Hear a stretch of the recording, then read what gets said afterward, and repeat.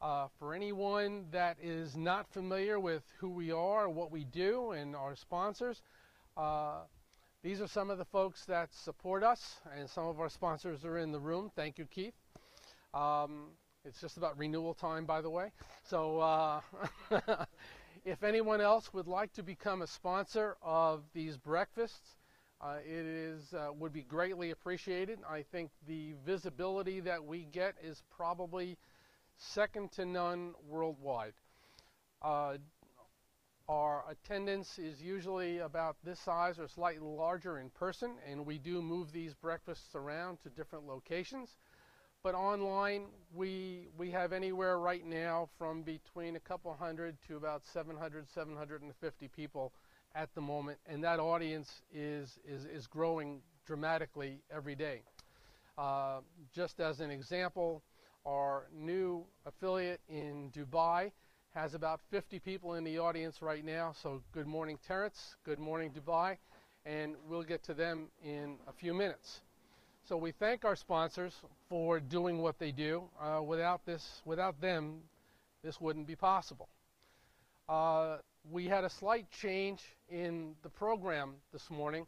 Lars Ling, who was going to be here from Sweden, unfortunately had to beg out at the last minute due to some family issues. I know he's watching. Good morning, Lars. I hope everything is going well. And he may be here for our April meeting. We'll know here in a few days. Lars is a clean tech expert and speaks all over the world on clean tech issues.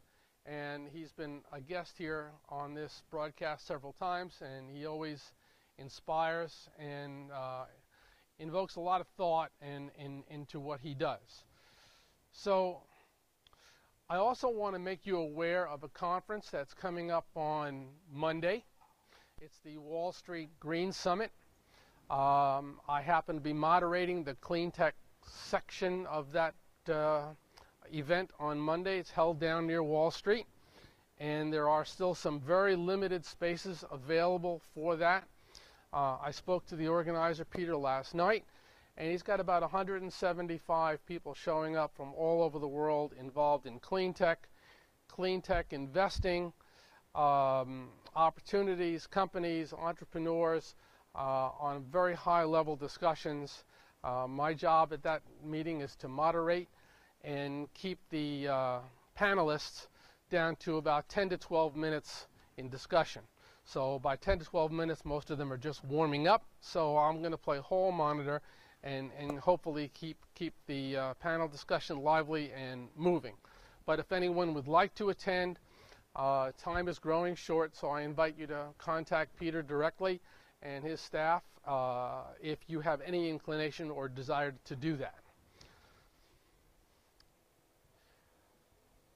This morning, yes, iCAN has gone through a series of transitions. We have some clients that were with us as Hudson Valley Center for Innovation way back in the dark ages, about 6 years ago.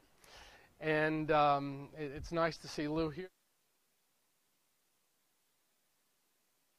It's a great transition, as we've discussed with my friend Giordano here, who will speak a little later. And we are getting ready to launch our new website, which we classify as a global portal.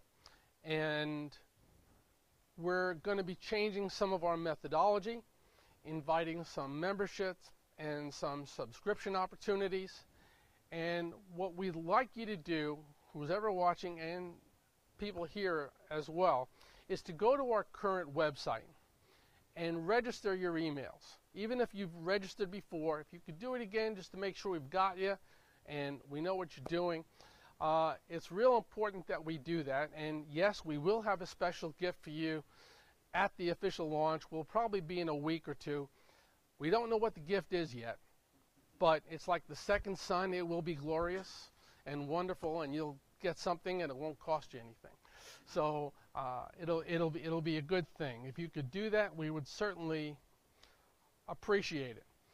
The iCAN-Global website, which was Al Garlick here from Accelerator Advertising was silly enough to volunteer to do this with us. He had no idea what he was getting into. And this has turned into a process that has mushroomed, and he keeps telling me, you know, we're not going to make a whole lot of money on this. Yeah, I knew that before we started, but he's done a great job, and we owe him a big debt of gratitude for the work that's been done, because I think what we're trying to do is make this more than just a website.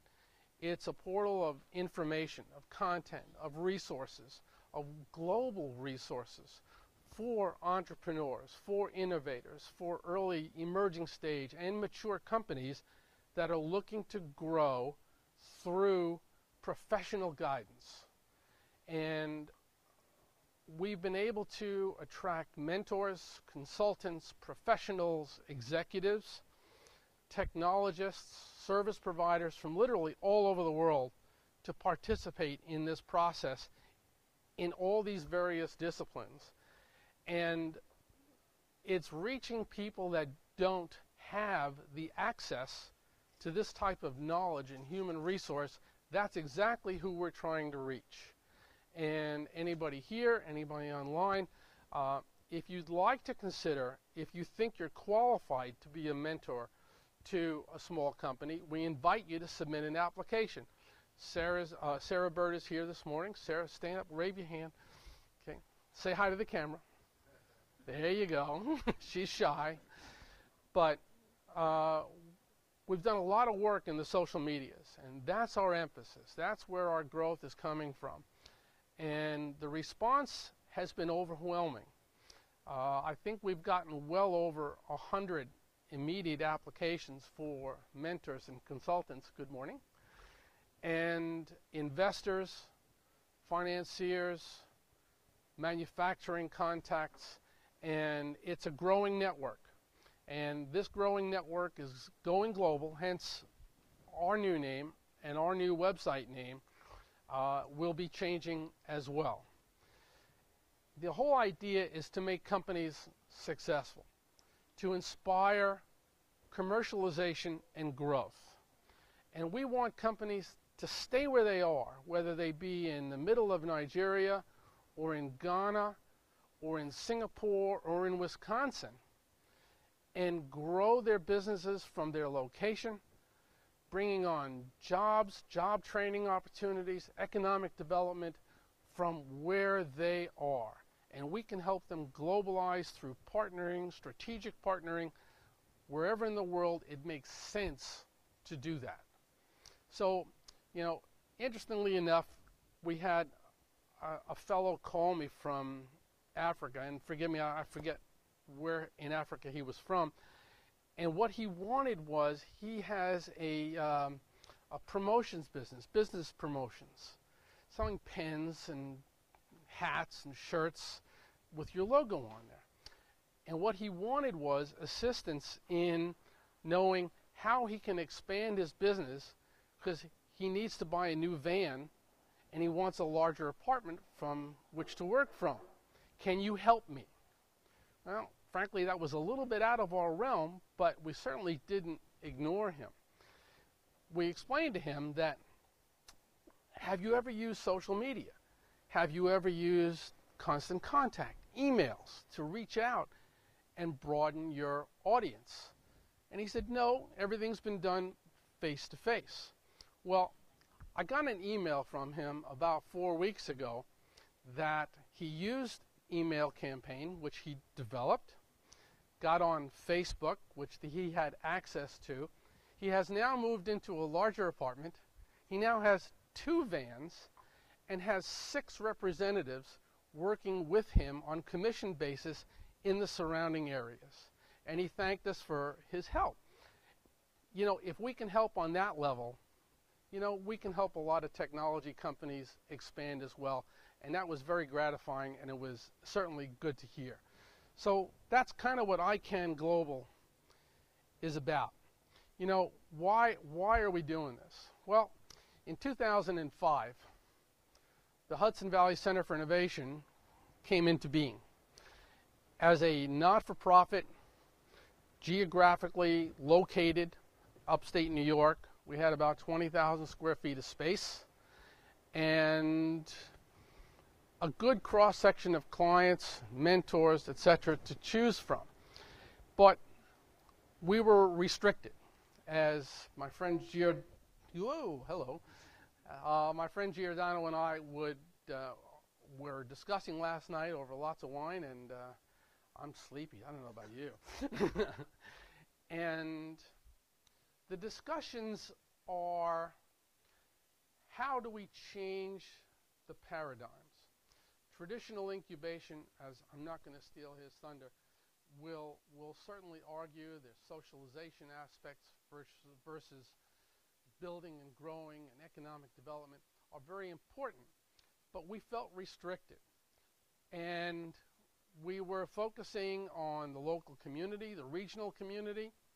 We were focusing on aligning with academia and all sorts of different things as traditional incubation would.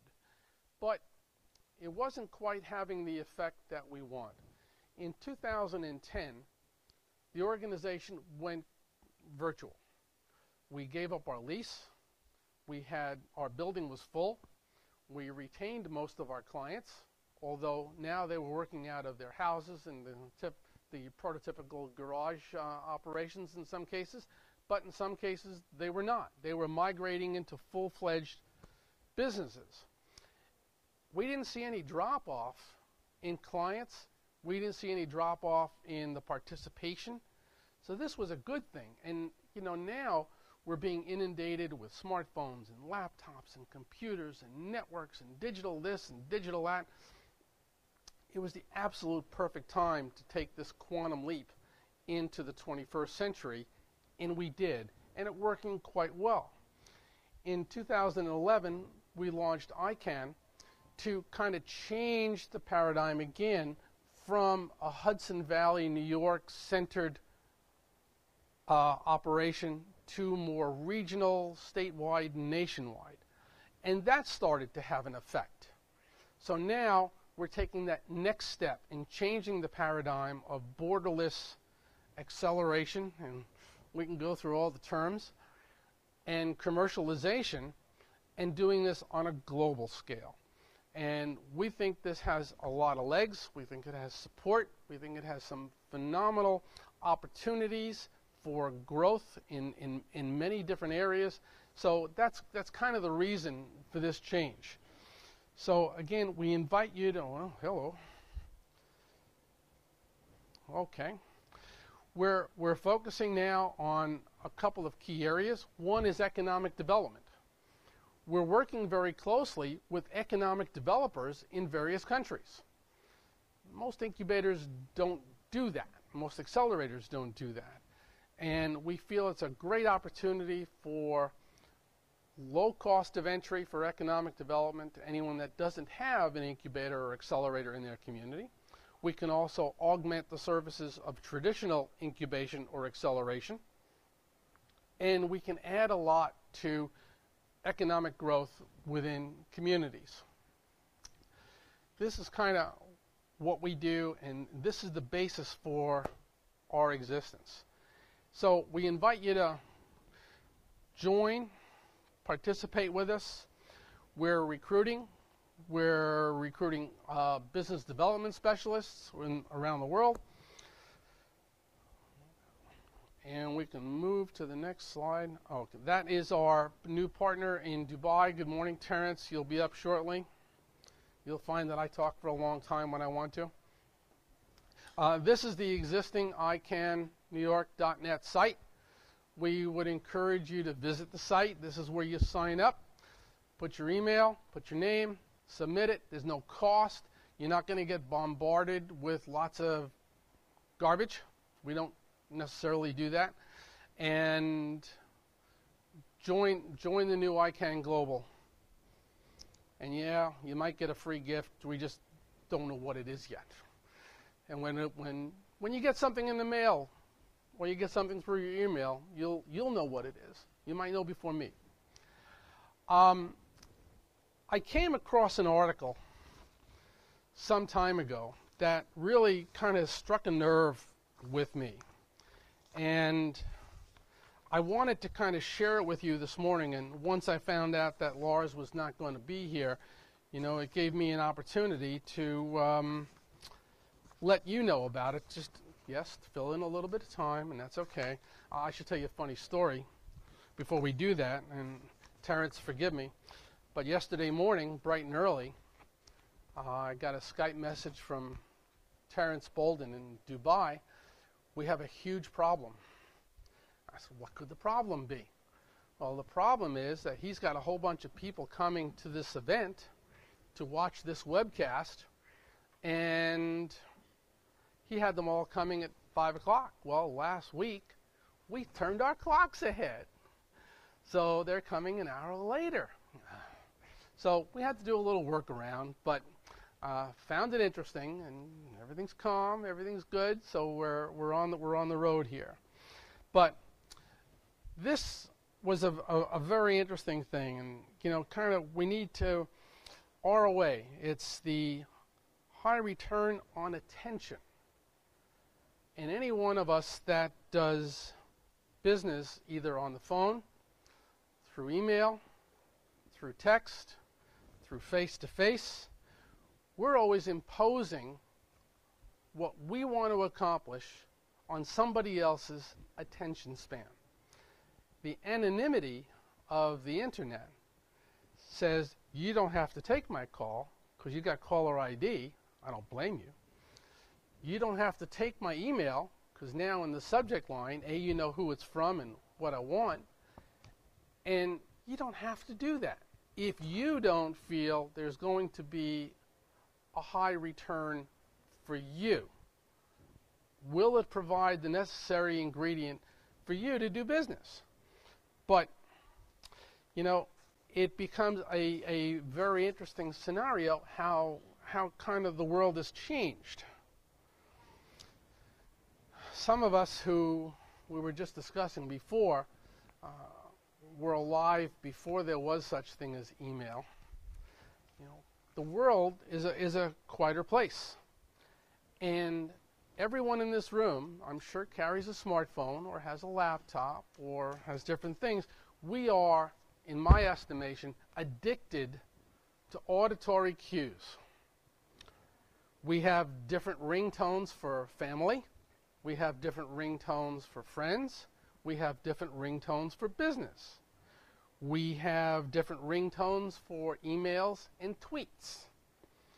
We must answer the telephone when it rings because that could be the $1 million phone call. When the dog barks, the kid cries, the copier beeps. All these auditory cues are constant distractions from our day. I know a fellow who only does his email twice a day, once in the morning and once in the evening. I'm not that disciplined. I'm constantly going back and forth, which means I am constantly distracted, which for some of you who get emails from me will understand why the communications are the way they are sometimes. It's distracted. So how do we work with this? Well, in many of your business lives, you need others' attention to succeed. If they don't come to your meeting, return your phone call, or read your email, you can't get anything done. And if you haven't noticed, it's harder to get time with people. Why is that? Because you can't punch through the filter. An English psychologist named Donald Broadbent developed a theory years ago about how humans use filtering to defend themselves against information overload or deception. This filter helps, well, that filter, this filter, I have no idea what's going on. Okay. Nothing? There it is. Go back. Okay. Okay. This filter helps people ignore requests for attention, decline them, or instantly delete them to maintain a modicum of free space to think and work. The more noise, the thicker the filter between your message and your target recipient's consciousness. And today, the world is incredibly noisy. So how do we break through? I tell you, I hate this system. Okay. The secret to success then is to consistently deliver a high return on attention to others, especially those that matter. If time spent with you or your message adds value every time, then you'll have a competitive advantage. You'll be able to move mountains because people will want to listen to you. How do we give a high ROA? It all has to do with respecting others' time and attention and having a strategy behind each request for someone's time. And we all have to be willing to break those bad habits. Being judicious. Don't call someone just to chat. Have a reason behind the interruption. Don't call meetings just to catch up. Have a desired outcome in mind that helps everyone who attends. When you email or call someone proactively, you're launching an interruption. Make each one count. For your email requests, make it simple to glean value from reading your notice. Put your request of the source of urgency in the subject line. Don't let people beat around the bush. Fit it all in the preview pane. Don't write War and Peace. Guilty. Don't get attachment happy. Not guilty. And always think less information preserves my readership. Prepare thyself. Outline what you want to accomplish in the meeting or conversation. In many cases, have an outline about the reason for the interaction, the perspective to be shared, and what's in it for us, not just for me.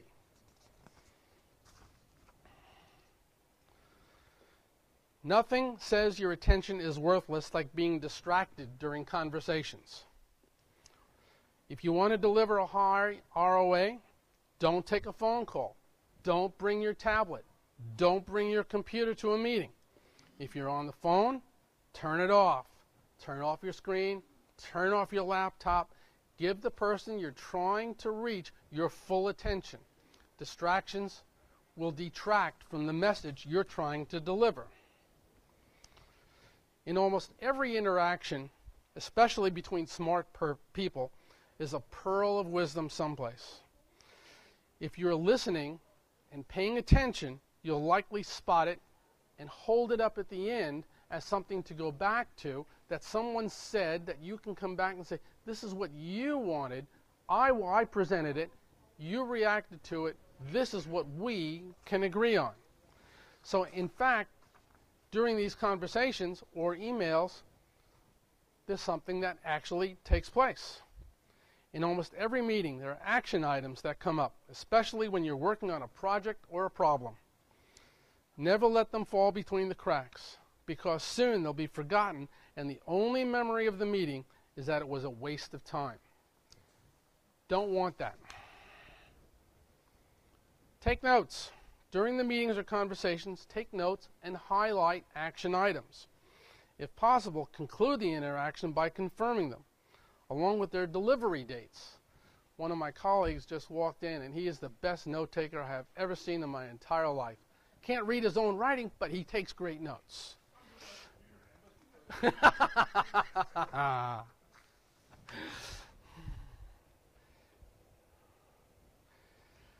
Be the signal, not the noise.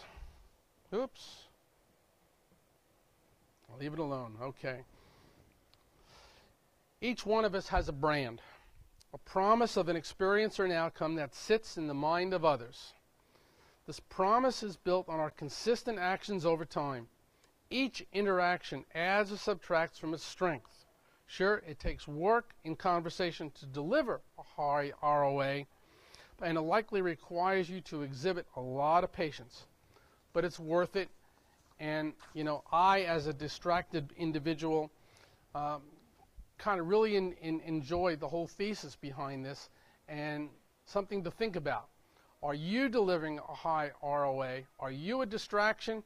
Do people want to take your calls, want to receive your emails, want to hear what you have to say, and are you listening to them? the hardest thing we get to do to teach clients on how to interact with investors, manufacturers, is to learn how to listen. People don't know how to listen. They don't know how to keep their mouths shut and let someone else talk and say what they have to say in order to get the most out of a conversation. So be the signal, not the noise.